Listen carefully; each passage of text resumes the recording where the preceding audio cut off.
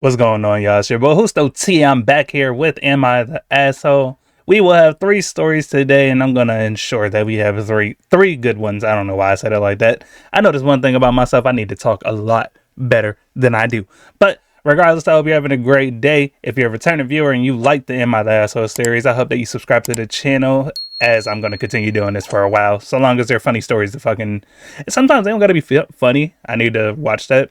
They're more entertaining, and I laugh at entertaining shit. So I don't want people thinking I'm just heartless or whatever you may think. But yeah, no, that's about it. So yeah, from Natural Notice 7572, this person happened to be the only one out of the top like 3 or 4 that didn't have an update. Am I the asshole for telling my sister if the show she kept sending me clips of didn't help her understand why I'm no contact with our dad? Then there's no hope for her. The title jumbled me up a little bit. I ain't even gonna lie. I guess it meant why she no longer has contact with her dad. Whatever. I, 31, have 3 siblings. I have an older brother who's 32 and 2 younger sisters who are 27 and 26. When we were kids, our mom died from cancer. That's sad. 18 months later, our dad met and married his second wife, who had also lost her husband and had 3 children with him. They knew each other for less than 2 months when they decided we were all going to be one big blended family. 2 months? Damn. Then it took less than a year for the word adoption to come up. They wanted to adopt each other's kids. 3 of us were not okay with this, me and my brother, and then wife number 2's oldest son. We were the 3 who remembered our late parents very well and didn't want to have a new mom or dad. This did not matter to the adults. My dad told me and my brother that our youngest sisters were on board and our younger 2 step siblings were on board in majority rules. Oh nah. I was 10 years old at the time and it had been 3 years since my mom had died. Oh yeah, that's really sad. The house became a battlefield after this decision because they could not get us older 3 on board, and when they went through the process to adopt each other's kids, they were denied the ability to adopt the 3 of us who didn't want it. Oh good. So the younger 4 kids were adopted by their step parent. The older 3 were not. The anger could be felt by all the kids, and the younger ones blamed us and didn't understand why we weren't on board. Wife number 2 and I argued a lot in my teens. She tried to reach out to me as a mother, and I rejected her as a mother. I could be civil and respectful if she was just an adult. But I told her that I didn't want another mother, and she didn't like that. She would also tell me how much it hurt me that me and my brother didn't want to be her kids. She'd say that she loved us and all she wanted was goodness. She'd say she loved us and all she wanted was to call all 7 of us her kids. She said she could not understand the need for us to hold on to the dead. Oh nah. Onto the dead, and she said it was not like we didn't still see our late parents' families, so we should grow the fuck up and let them be happy. Oh nah. I mean, you could be happy without having to call these kids your kids. I don't know. I told her she should grow the fuck up and accept that she can't force people to be her kids. There were several attempts to push the adoption through without us wanting it, and legally it was rejected every time. We were even dragged to a church therapist who tried to talk us into submission about the topic.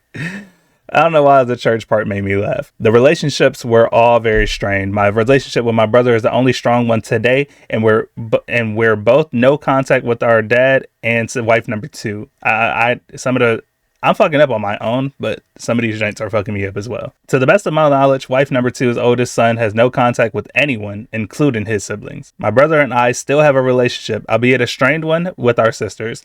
They were invited to our weddings and have met our kids, but they don't approve of the no contact, and they are on a lower contact now because they have said our kids should know dad and wife number 2. I disagree and have said it would not be healthy, but my sisters don't overly care. I think they should know their grandfather, and to be fair, I'm not even gonna lie, she may not have been there early enough for you to even want her to be a mother figure. I don't know how to explain that because it's not really an early enough thing, but she could still be a grandmother figure to the kids because that's all they're going to know her as is grandma, because at that time she is grandma because she is married to your father. So I feel like they should know her, but at the same time, if you don't have a good relationship with them, I understand that is the reason why you wouldn't want them around or want them to, like, I don't know, to like go over there often or however, whatever. I don't know. Let's read the rest. There was a show on TLC a few years ago called The Blended Bunch. Goodness.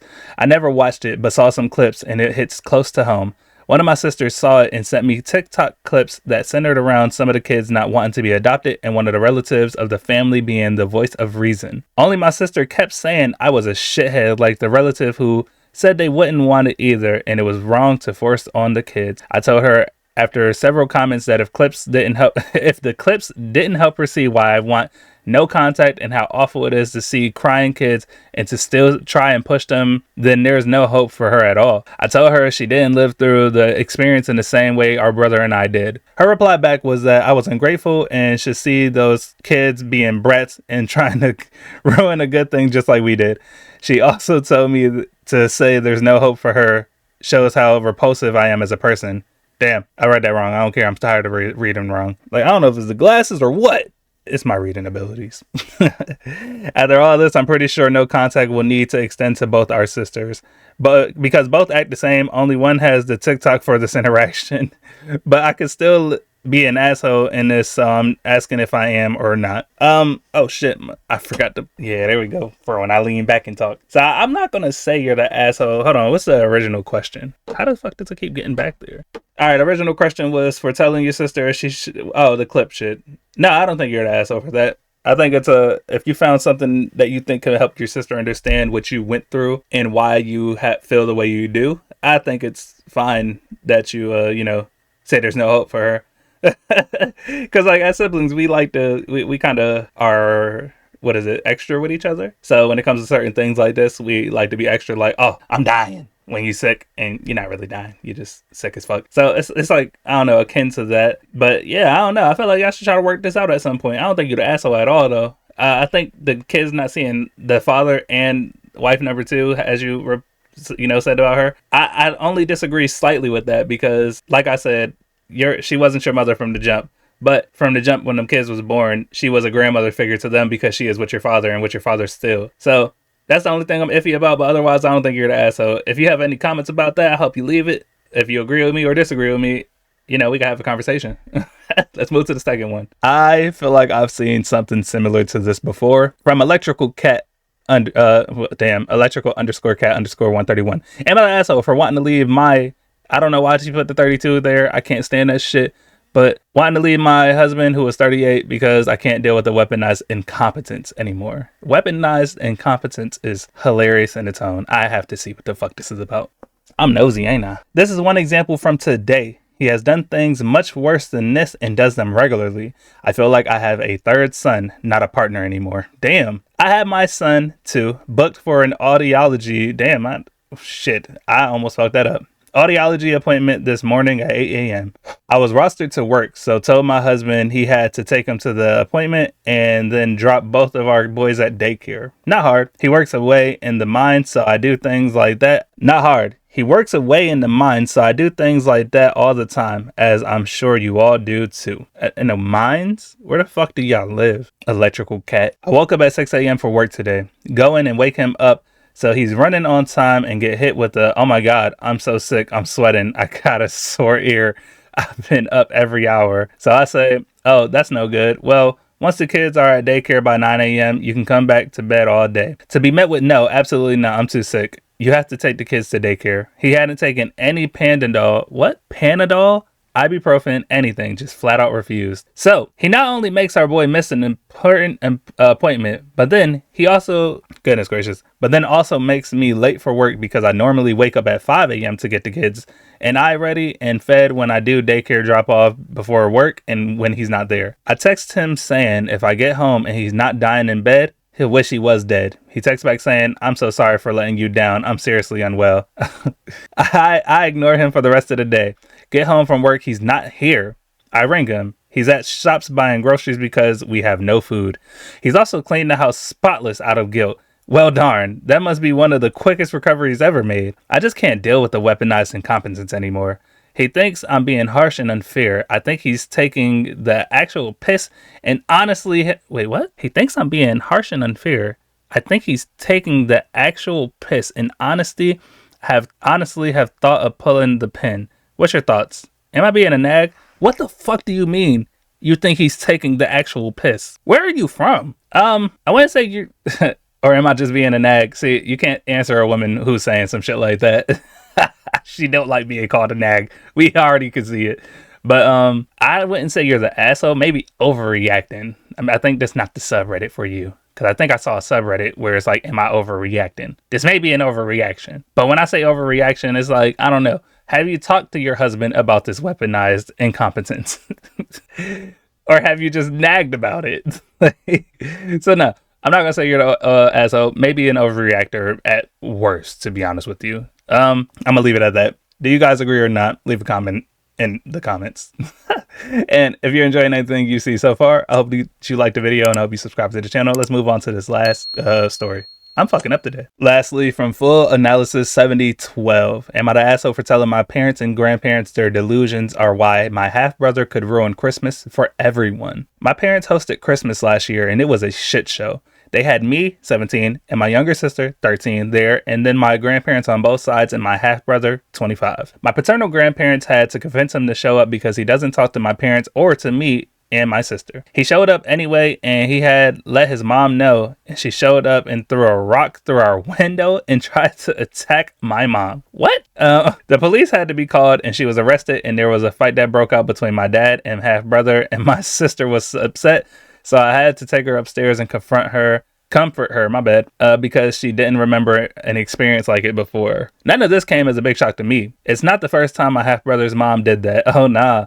When I was 6-ish, she was arrested for attacking my mom in front of all of us. Wow. My half-brother ended up living with us all the time instead of half the time after that. And he defended his mom and always said he didn't care that his mom attacked my mom and he wouldn't have cared if his mom had killed my mom. Oh, this little boy is a psychopath. He told us he didn't care even... I'm sorry. He told us he didn't even care if his mom killed me and my sister. He told dad over and over again that he didn't want to live with us, but dad said he was the only parent who wasn't in jail, so he needed to be with us, his family. Oh my God, this is... Life while my half-brother lived with us was tough, and when he was 17, he left after saying he hoped my mom watched her back because his mom was free to do what she wanted, and he went to live with his mom. What the fuck is up with this kid? My parents never stopped trying to bring him back in, and they'd get annoyed if I didn't show any interest in my brother visiting. Fuck him. Whenever we'd see him at my grandparents, I stayed out of the way and kept my sister with me. They said we're family and all that kind of thing. I never wanted to be around him. He was scary when I was younger, and then I felt like I needed to protect myself in case he sicked his mom on us again. Oh, nah, like a pit bull? Sick him. Get him, mom. That's crazy. Because apparently that time she attacked my mom, he had known it would happen and helped her plan it. Oh, nah. My parents and grandparents were all going crazy after Christmas because of what happened, and they acted so surprised by what went down. They talked to my sister, and she was really upset, and they told her it was abnormal, and there was no way we could have known. When they talked to me about it, I told them I didn't need a talk, and we should focus on my sister because she never lived through that shit and had no idea how bad he was. They said he might have ruined Christmas, but he's still my brother. And I told them he only played a part because it was really down to them. Huh? Okay. If they hadn't gone so far out of their way to convince him to come when he clearly didn't want to, it would never have happened. And I told them they ignored the past so much, it made them even more delusional because he never changed how he felt about it. They didn't like me calling them delusional, and they told me I would never understand the complexities. Okay. I told them they'd never understand that I have dealt with it shit my whole life. I guess he meant to say they never understand that I have dealt with this shit my whole life. And I could read the room and see he doesn't give a fuck about us and doesn't care what happens, and has a bad mix when being pressured to attend something. I told them I knew he'd have to let her kill one of us and still defended his mother before they might open their eyes. And now they're all pissed at me. Am I the asshole?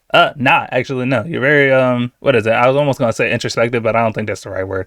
But yeah, nah, the awareness is there, and the ability to speak up about it is also a good thing too.